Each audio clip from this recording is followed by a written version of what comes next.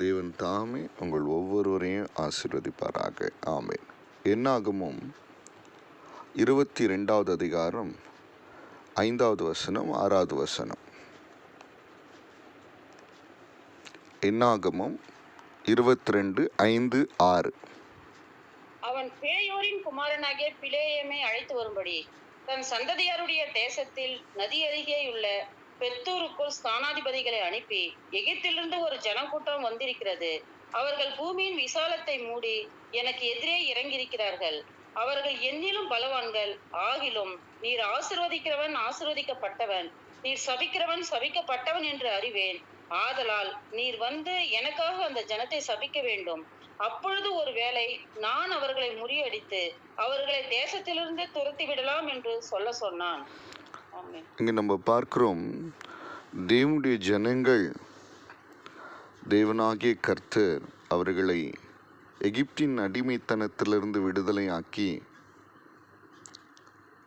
முற்பிதாக்களாகிய Abraham, ஈசாக்கு, யாக்கோப் என்பவர்களுக்கு வாக்குத்தத்தம் பண்ணின பாலும் தேனும் ஓடுகிற தேசத்தில் கொண்டு வரும்படியாக வனாந்திரத்தில் வழி நடத்தி கொண்டு வருகிறார். அப்பொழுது பாலாக் என்கிற ராஜா தேவனுடைய பிள்ளைகளினுடைய ஆசீர்வாதங்களை அங்கே பார்க்கிறான். அவர்கள் தேவ மகிமையினால் நிரப்பப்பட்டவர்களாக, பகலில் மேகஸ்தம்பத்தினாலும் இரவிலே அக்கினி ஸ்தம்பத்தினாலும் வழிநடத்தப்படுகிறவர்களாக, தேவனாகிய கர்த்தர் அவர்களோடு கூட எப்பொழுதும் இருக்கிறவராக, அது மாத்திரமல்ல ஒவ்வொரு நாளும் அவர்கள் வானத்தின் மன்னாவினால் போஷிக்கப்படுகிற காரியங்கள் எல்லாவற்றையும் கேள்விப்படுகிறான். அவர்களை எதிர்த்து வருகிற எதிரிகள் நிர்மூலமாக்கப்படுகிறதையும் கேள்விப்படுகிறான். கேள்விப்பட்டு அவன் ஒரு காரியத்தை செய்கிறான்.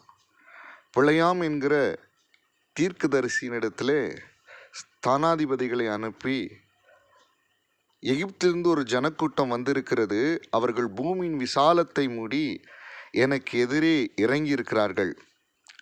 அவர்கள் என்னிலும் பலவான்கள். ஆகிலும் நீர் ஆசீர்வதிக்கிறவன் ஆசீர்வதிக்கப்பட்டவன், நீர் சபிக்கிறவன் சபிக்கப்பட்டவன் என்று அறிவேன். ஆதலால் நீர் வந்து எனக்காக அந்த ஜனத்தை சபிக்க வேண்டும்.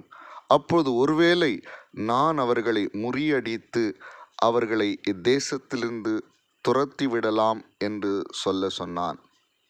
இங்கே நம்ம பார்க்கிறோம், இந்த பிழையாம் என்கிற தீர்க்கதரிசிக்கிட்ட இந்த பாலாக்கு இப்படிப்பட்ட காரியத்தை சொல்கிறான். இந்த தேவனுடைய ஜனங்கள் என்னிலும் பலவான்கள், ஆனால் கூட நீர் யாரை ஆசீர்வதிக்கிறீரோ அவன் ஆசீர்வதிக்கப்பட்டவன், நீர் யாரை சபிக்கிறீரோ அவன் சபிக்கப்பட்டவன் என்று அறிவேன்.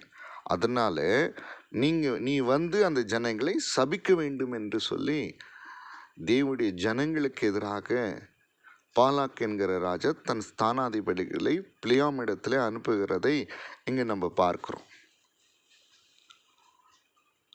என்ன நடக்கிறது என்று சொன்னால், அந்த பிழையாம் தேவ ஜனங்களுக்கு எதிராக வரும்பொழுது தேவனுக்கு கோபம் வருகிறது. நீங்கள் என்னாகமம் 22:22வது வசனத்தை வாசிங்க. அவன் பேசுகிறதுனாலே தேவனுக்கு கோபம் உண்டது. கர்த்தருடைய தூதனானவர் வழியிலே அவனுக்கு எதிராளியாக நின்றார். அவன் தன் கழுதையின் மேல் ஏறி போனான். அவன் வேலைக்காரர் 2 பேரும் அவனோடு இருந்தார்கள். இங்க நம்ம பார்க்கிறோம், அவன் போகிறதுனாலே தேவனுக்கு கோபம் உண்டது. யார் போறதுனால? பிழையாம் போறதுனால. எதுக்காக தேவனுக்கு கோபம் வருகிறது? ஒருவேளை என்னுடைய ஜனங்களை, என்னுடைய பிள்ளைகளை அவன் சபித்து விடுவானா? ஆனால் ஒன்றும் நடக்கப் போவதில்லை. ஏன்னு சொன்னால், தேவனாகிய கர்த்தர் தம்முடைய பிள்ளைகளை எப்பொழுதும் ஆசீர்வதிக்கிறவராக இருக்கிறார். அவர் ஒரு நாளும் தம்முடைய பிள்ளைகளுக்கு தீங்கு செய்ய மாட்டார். தீமை செய்யாத நல்ல தேவனாகிய கர்த்தர் அவர். தீங்குக்காக மனஸ்தாபப்படுகிற ஆண்டவர். இந்த பூமி கூட ஏன் சாபமானது தெரியுமா? தேவன் இந்த பூமியை சபிக்கல, ஆனால் ஏன் சாபமானது? ஆண்டவர் ஆதாமை பார்த்து சொன்னார், உன் நிமித்தம் தான் இந்த பூமி சபிக்கப்பட்டோம். நான் பூமியை சபிக்கல, நான் பூமியை ஆசீர்வதித்தேன். உன் நிமித்தம், நீ செய்த பாவத்து நிமித்தம், நீ செய்த கீழ்ப்படியாமை நிமித்தம், உன் நிமித்தம் தான் இந்த பூமி சபிக்கப்பட்டு இருக்கிறது, சாபமானது. என் நிமித்தம் அல்ல.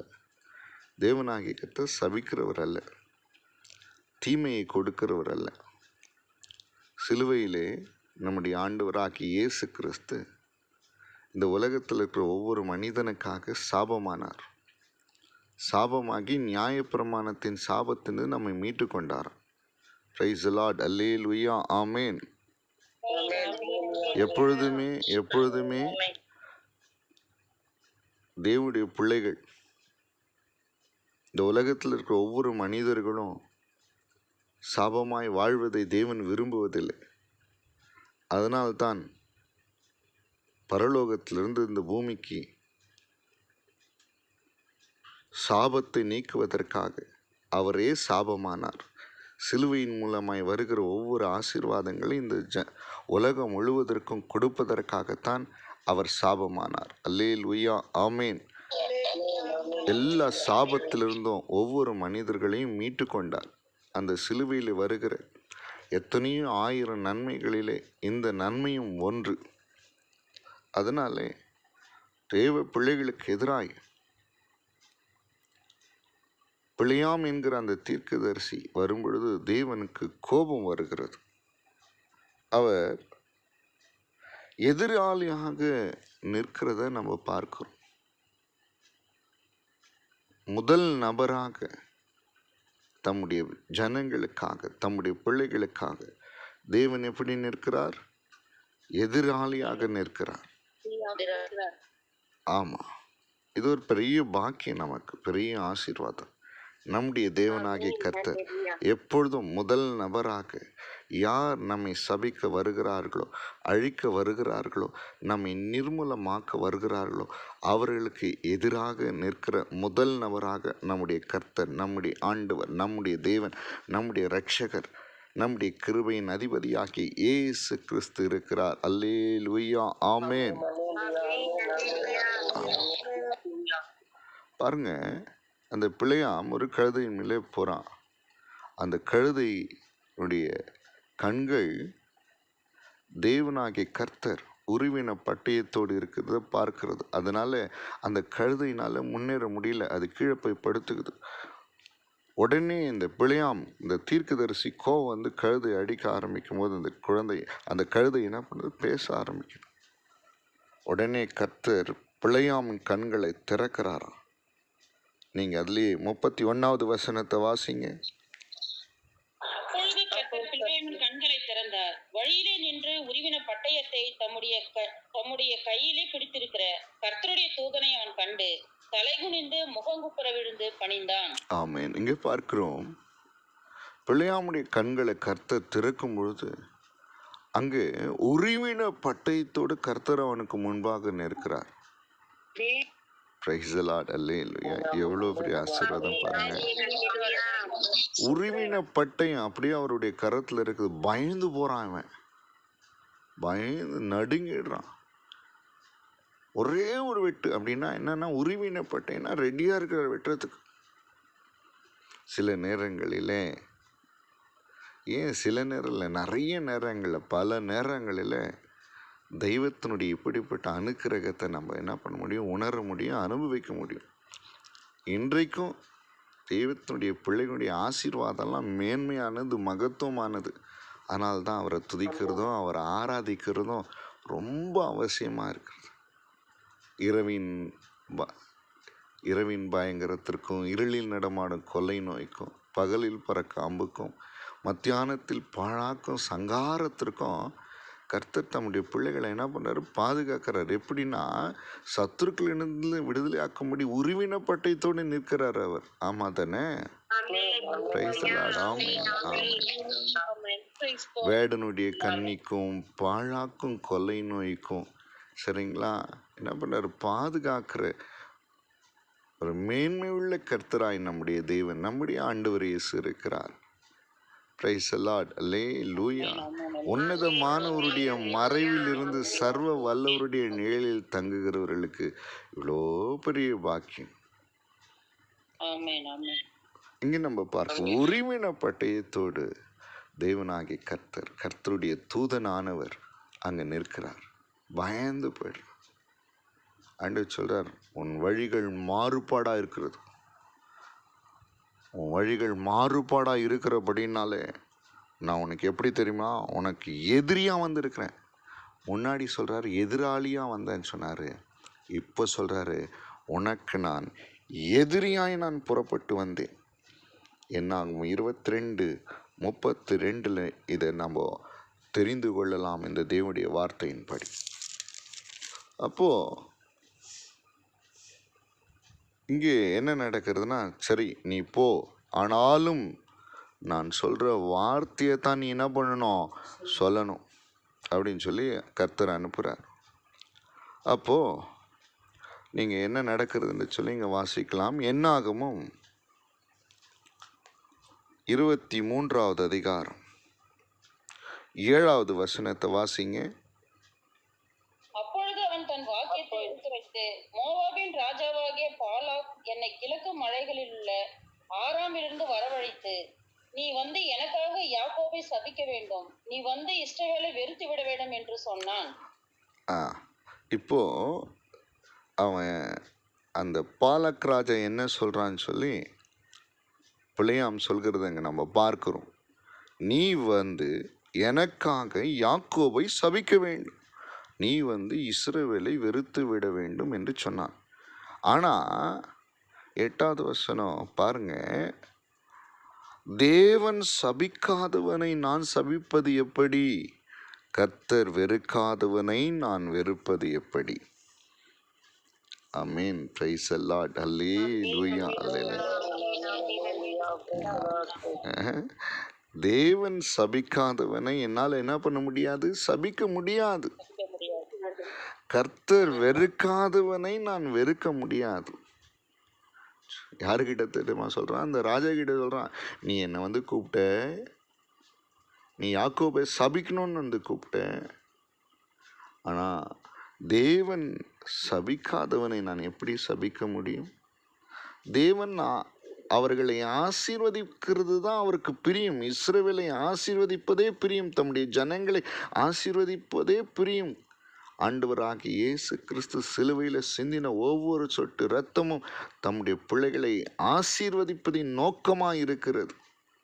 பாவத்திலிருந்து, சாபத்திலிருந்து, பலவீனத்திலிருந்து, பாடுகளிலிருந்து, துன்பங்களிலிருந்து, இருளின் அதிகாரத்திலிருந்து, வியாதியிலிருந்து, நரகத்திலிருந்து அவர்களை விடுதலையாக்கி ஆசீர்வதிக்க வேண்டும். அவர்களை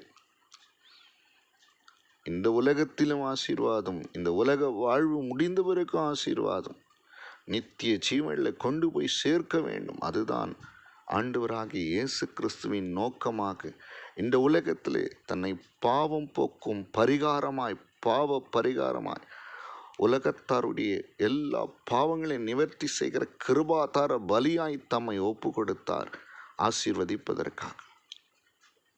ஹல்லேலூயா. ஆமென். இந்த பிழையாம் என்கிற தீர்க்கதரிசி, இந்த பிழையாம் என்கிற தீர்க்கதரிசி சொல்கிறான், தேவன் அவர்களை வெறுக்காதபடினாலே, தேவன் அவர்களை சபிக்காதபடினாலே என்னால் என்ன பண்ண முடியாது? சபிக்கவும் முடியாது, அவர்களை வெறுக்கவும் முடியாது. அதுக்கப்புறம் பாருங்க, அதில் 20வது வசனம் எனக்கு ரொம்ப பிடிச்ச வசனமாக இருந்துச்சு. இதோ ஆசீர்வதிக்க கட்டளை பெற்றிருக்கிறேன், அவர் ஆசீர்வதிக்கிறார், அதை நான் திருப்பக்கூடாது. Price the Lord. அல்லேலூயா. ஆமென். என்ன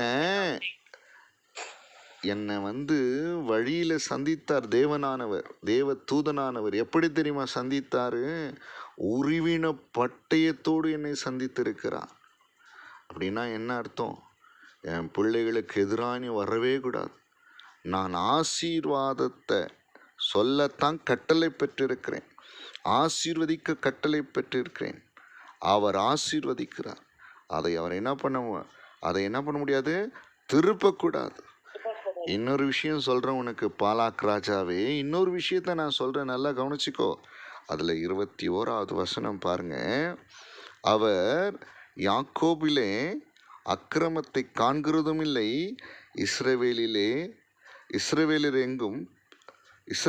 குற்றம் பார்க்கிறதும் இல்லை. அவர்களுடைய தேவனாகிய கர்த்தர் அவர்களோடே இருக்கிறார். ராஜாவின் ஜெய கம்பீரம் அவர்களுக்குள்ளே இருக்கிறது. என்ன சொல்கிறான் பாருங்க. இந்த பாலாக் ராஜா கிட்ட இந்த தீர்க்கதரிசியாகிய பிழையாம் சொல்கிற காரியம், அவர்களுடைய தேவனாகிய கர்த்தர் அவர்களோடே இருக்கிறார். பார்த்தீங்களா? இன்னைக்கு நம்முடைய தேவனாகிய கர்த்தர் நம்மோடு கூட இருக்கிறபடினாலே நமக்கு ஒன்றுமே நேரிடாது. அதை சொல்லிட்டு சொல்றாரு. அவன் சொல்றான் 22வது வசனம் 23வது வசனம், தேவன் அவர்களை எகிப்திலிருந்து புறப்பட பண்ணினார், காண்டாம் மிருகத்துக்கொத்த பெலன் அவர்களுக்கு உண்டு. அதனால யாக்கோவுக்கு விரோதமான மந்திரவாதம் இல்லை, இஸ்ரவேலுக்கு விரோதமான குறி சொல்லுதலும் இல்லை. Praise the Lord. அல்லேலூயா. எத்தனை பொல்லாத மனிதர்கள், எத்தனை பொல்லாத சத்துருக்கள், எத்தனை பொல்லாத பிசாசுகள் தம்முடைய ஜனமாகிய தம்முடைய பிள்ளைகளுக்கு எதிராய் வந்தாலும் அவர்களுக்கு விரோதமாய் செய்யப்படுகிற மந்திரவாதமும் குறி சொல்லுதலும் வாய்க்காதே போகும். காரணம் காரணம் காரணம் நம்முடைய தேவனாகிய கர்த்தர் நம்மோடு கூட இருக்கிறார். ராஜாவின் ஜெய கம்பீரம் நமக்குள்ளே இருக்கிறது. அதனால காண்டாம் மிருகத்துக்கொத்த பெலன் நமக்கு உண்டு. யாக்கோவுக்கு விரோதமான மந்திரவாதம் இல்லை, இஸ்ரவேலுக்கு விரோதமான குறி சொல்லுதலும் இல்லை. Praise the Lord. ஹல்லேலூயா. கர்த்தருடைய ஜனமே நீ பாக்கியவான். கர்த்தருடைய ஜனங்களே நீங்கள் பாக்கியவான்கள். நம்மை போல மேன்மையான ஒரு ஆசீர்வாதம் வேற எங்கும் கிடைக்காது. ஏன்னு சொன்னா கர்த்தரை தெய்வமாய் கொண்டிருக்கிறவர்கள் பாக்கியவான்கள், பாக்கியவான்கள், பாக்கியவான்கள். ரட்சிக்கிற தெய்வத்தை, நேசிக்கிற அன்பு தகப்பனை, உதவி செய்கிற ஆண்டவர் இயேசுவை, பாதுகாக்கிற தெய்வத்தை, நன்மையினால் நிரப்புகிற தெய்வத்தை தெய்வமாய் கொண்டிருக்கிற நாம் பாக்கியவான்கள். என்றைக்கு ராஜாவின் ஜெய கம்பீரம் நமக்குள் இருக்கிறதோ அன்றைக்கு மந்திரவாதமும் சூனியமும் குறி சொல்லுதலும் தம்முடைய பிள்ளைகளை ஒன்றுமே செய்யாது. Praise the Lord. அல்லேலூயா. ஆமென், ஆமென், ஆமென், ஆமென். இதோ இருள் பூமியை மூடும், காரில் ஜனங்களை மூடும், ஆனாலும் கர்த்தர் நம்மேல் உதிப்பார், அவருடைய மகிமை நம்மேல் காணப்படும். அல்லேலூயா, அல்லேலூயா, அல்லேலூயா. அந்த ஒளி இருளிலே பிரகாசிக்கிறது. இருளானது அதை பற்றி கொள்ளவே முடியாது. தெரியுமா? எந்த ஒளி? ஆண்டவராகிய இயேசு கிறிஸ்து நமக்குள் இருக்கும்போது இந்த உலகத்தில் இருக்கிற இருள் நம்மை பற்றி கொள்ளவே முடியாது. அல்லேலூயா. ஆமென், ஆமென், ஆமென். இருளான அந்தகாரங்கள், இருளான சூனியங்கள், இருளான மந்திரங்கள், இருளான குறி சொல்லுதல், இருளான வியாதிகள், இருளான தற்கொலைகள், இருளான சாபங்கள், இருளான சடுதியான மரணங்கள் எதுவுமே என்ன பண்ணது பற்றி கொள்ள முடியாது. காரணம் அந்த ஒளி இருளிலே பிரகாசிக்கிறதா இருக்கிறது. அல்லேலூயா. ஆமென். நம்முடைய வாழ்க்கையில ஒரே ஒரு தீர்மானத்தோடு எப்பொழுதுமே வாழ வேண்டும். என்னுடைய தேவன் எனக்குள்ளே இருக்கிற ஒவ்வொரு நொடியும் நான் பலவான். என்னுடைய தேவன் எனக்குள் இருக்கிற ஒவ்வொரு நொடியும் நான் ஆசீர்வதிக்கப்பட்டவர். ஆசீர்வதிக்கப்பட்டவர். என் தேவனாகிய கர்த்தர் என்னோடு கூட இருக்கிற வாழ்க்கை அது பாக்கியமான வாழ்க்கை என்பதை உணர்ந்து தெய்வத்தை ஒரு நாளும் நம்ம என்ன பண்ணக்கூடாது, நம்மை விட்டு பிரிய விடக்கூடாது. அவர் நமக்கோடு எப்போதும் நம்ம கூட தான் இருக்கணும். நம்மோடு கூட இருக்கும் பொழுதெல்லாம் ஜெயம் ஜெயம் ஜெயம்தான். சாபமோ பிசாசோ உலகமோ மரணமோ நரகமோ நம்மை மேற்கொள்ளாது. இன்றைக்கு தேவனாகிய கர்த்தர் நம்மோடு கூட இருக்கும்போது அவருடைய ஜெய கம்பீரம் நமக்குள்ளே இருக்கும். அதனால் தான் இந்த பிழையாம் என்கிற தீர்க்கதரிசி சொல்கிறான், பாலாக்கே, கடவுள் அவர்களோடு கூட இருக்கிறார். அவருடைய தேவன் அவர்களுக்குள்ளே இருக்கிறார். ராஜாவின் ஜெய கம்பீரம் அவர்களுக்குள்ளே இருக்கிறது. அதனாலே அவர்களுக்கு விரோதமாய் நான் என்ன சூனிய மந்திரம் குறி சொன்னாலும் அது ஒன்றுமே என்ன பண்ணது, வாய்க்காது. என்றைக்குமே நாம் தேவன் நம்மோடு கூட இருக்கிறத நாம் உணர வேண்டும். நம்மை விட்டு ஒரு நொடி கூட அவர் என்ன பண்ணது பிரியவே கூடாது. இந்த உலகத்தில் எது இல்லைனாலும் சரிங்களா, அதை பற்றி நம்ம என்ன பண்ண கவலைப்படக்கூடாது. ஆண்டவர் இயேசு கிறிஸ்து மாத்திரம் எப்பொழுதும் நம்மோடு கூட இருக்கணும். அது போதும். அது நம்மை உயர்த்தும், நம்மை விடுதலையாக்கும், நம்மை ஆசீர்வதிக்கும், நம்மை மேன்மைப்படுத்தும். அல்லேலூயா, அல்லேலூயா, அல்லேலூயா, அல்லேலூயா, அல்லேலூயா. இந்த நாட்களிலே பார்த்தீங்கன்னா தேவனை விட்டு பிரிகிற அநேக சூழ்நிலைகள் சந்தர்ப்பங்கள் வரும். ஆனால் தெய்வத்தை விட்டு ஒரு நாள் நாம் பிரியக்கூடாது. அவர் நம்மை விட்டு பிரிய மாட்டார், நம்மை விட்டு போக மாட்டார். அவர் நம்மை கைவிடுவதும் இல்லை, நம்மை விட்டு விலகுவதும் இல்லை அவர். ஆனால் நாம தான் என்ன பண்ணுறோம், அவரை விட்டு விலகி விடுகிறோம். உலக பொருளுக்காக, உலக சிற்றின்பங்களுக்காக மன்னித்த பாவங்களை திரும்ப செய்து, தேவன் அருவருக்கிறதை செய்து, தேவன் விரும்பாததை செய்து, தேவன் ஏற்றுக்கொள்ளாததை செய்து அவரை விட்டு விலகி போகிறோம். அவரை விட்டு விலகி போகும்போது தேவனுடைய ஜெயகம்பீரம் நமக்குள்ளே இருப்பதில்லை. கிருபை போயிடுது, பாதுகாப்பு போயிடுது, பலன் போயிடுது, சுகம் போயிடுது, நன்மை போயிடுது, வெற்றி போயிடுது, இளைப்பாறுதல் போயிடுது, அவருடைய பிரசன்னம் போயிடுது, அவன் நமக்கு வைத்திருக்கிற எல்லா ஆசீர்வாதமும் போயிடுது. அதனால அன்பு பிள்ளைகளே, ஆண்டவர் ஒரு நாள் நம்மை விட்டு பிரியக்கூடாது. ஆண்டவர் நம்மோடு கூட எப்பொழுது இருக்கணும்.